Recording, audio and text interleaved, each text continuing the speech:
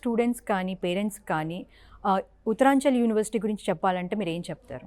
Same madam Uttaranchal university మా ట్యాగే ఉంది madam, excellence with in you అని చెప్పేసి.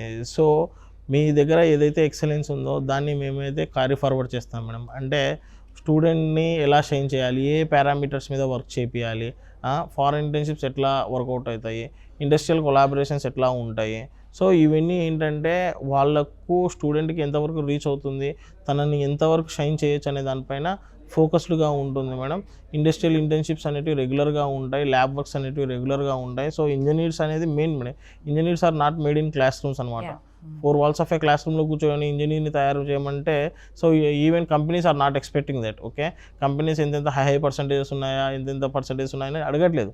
కంపెనీస్ ఏం అడుగుతున్నాయి, practically how much you are strong అని చెప్పేసి చూస్తున్నాయి అనమాట. So we are preparing for them only అండి. సో ఇండస్ట్రియల్ వాళ్ళకి ప్రిపేర్ చేస్తున్నాం కానీ ఏదో మార్క్స్ కోసం థియరిటికల్గా నాట్ లైక్ దట్ అనమాట. యా.